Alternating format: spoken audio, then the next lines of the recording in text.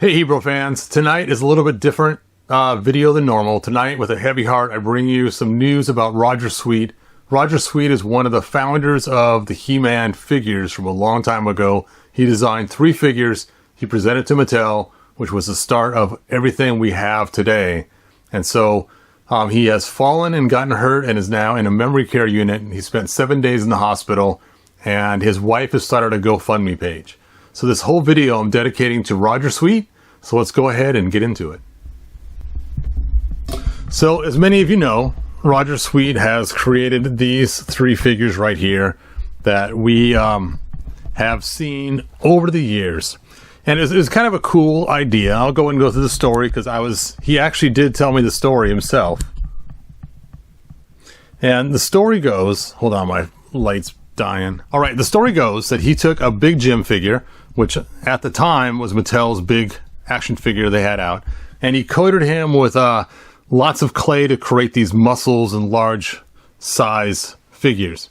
And then he took the one Big Jim he made and he cast it, and he made 5 blank bodies basically.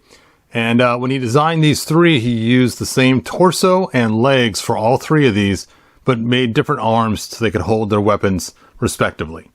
Now, he always knew that they had probably used the exact same arms when they actually went into production, but the idea was he decided to make this everything man called He-Man, and he could be, you know, a military type thing, he could be some space futuristic type thing, or he could be a barbarian. He is just an everything all around He-Man.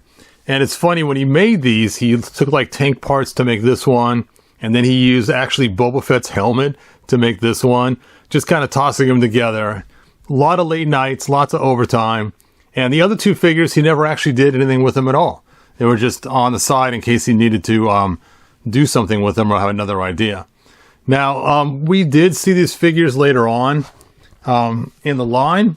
When it came to classics, they released this really cool set that would be packed out in 3 different ways. Either the Barbarian, or the Spaceman, or the Tank Top Man. But when you got it to pack like this, you would just get the one figure, whatever it was, and then the extra armor so you could change them out. So when you have all 3 together, this is what you get. And it was, you know, kind of a fun throwback to the whole entire original thing of the line. And then, of course, in Masterverse, we got our own special versions as well, which aren't the same, but they're based on the same concept that Roger Sweet originally had, which again is a tank head, a barbarian, and a spaceman. Now, of course, they couldn't make him look like Boba Fett because that would just be too much, man. Now, of course, all of us made tons of customs, including me. So here is my tank top version, and I gave him Hordak parts. Here's my barbarian, and I gave him a Vicor's head, or just his helmet. It's still Vicor's, or Vicron's head, but Vicor's helmet. And then, oh, I dropped his backpack. And then, of course, I used one that looked more like Boba Fett with a black screen or face shield instead of just being bare. So, hold on a sec while I grab this piece. So that is the history. Now, I remember I used to go to this place called Bobacon all the time. It was our local collector store, and they had comic books and action figures and everything else. And they knew me really well. And they were just awesome people. And while I was there one time, sure enough, there was Roger Sweet. And I got to meet him. And it was really cool. And so there's me and Roger Sweet. Let me turn this light off because it's shining so bright. And it was really cool to meet him. And sure enough, he told me the story then about how he did this. Now, this was back on April 13th, 2019, when this happened, when I met him. And it was funny. I never had a chance to actually meet him again. But I guess for years, he lived just a few blocks from me. And Bobacom went out of business, so I never had a chance to reconnect, because it's kind of weird just to kind of look him up and find him just randomly. So I didn't. I kind of regret not doing that now. But I from what I understand, he loved Costco hot dogs. So if you were to get him a Costco hot dog, he would just be the happiest guy and tell you all kinds of cool stories about Mattel and everything else.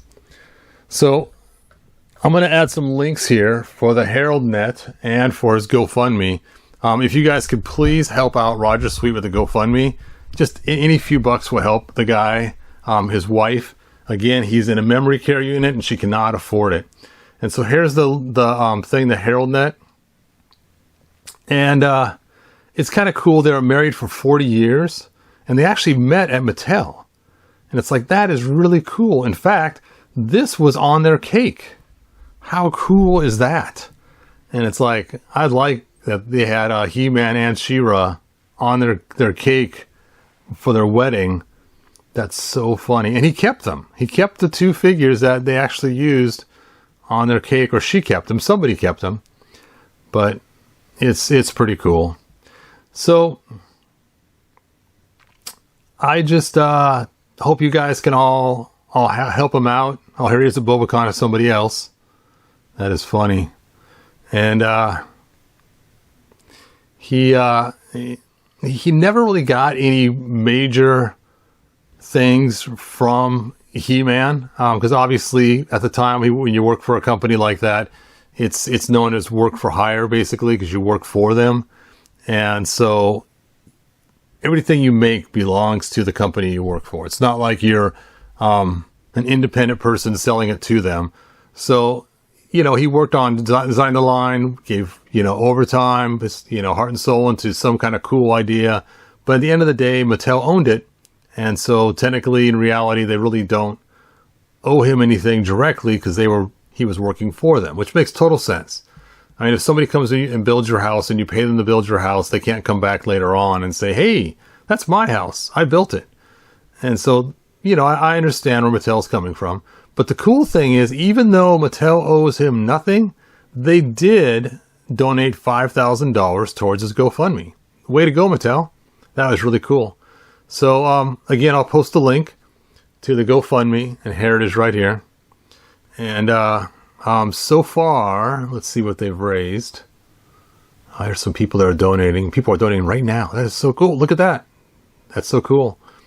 And so if you could donate, that'd be cool. They're trying to raise $50,000. And I don't see the amount or what they're reaching for on this page. Oh, there it is. It's down at the bottom. They've raised $22,000. And they're trying to reach a $50,000 total. So if we all pitched in, we all gave the price of an action figure even, we'd probably be well off from all of us donating and helping out. Anyway, I know this is kind of not my usual thing. I usually don't do things like this, but being he was one of the fathers of He-Man originally, that's kind of why I thought, this would be cool to do. This would be cool. Hopefully, if I can help Roger in some way, he has been there in the background of our whole childhood with the design of the He-Man figure. So, and as you know, it was actually a partnership with other people too.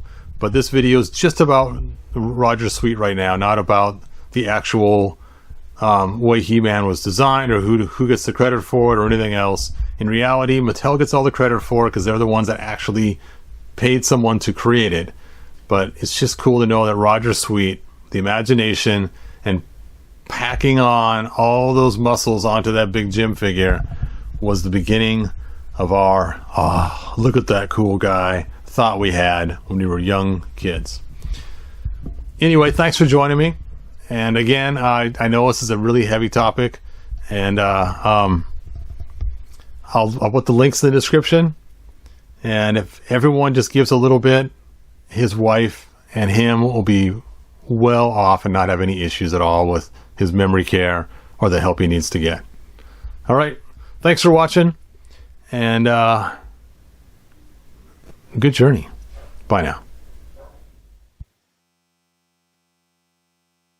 If you found enjoyment, like, subscribe, and ring the bell. Do it!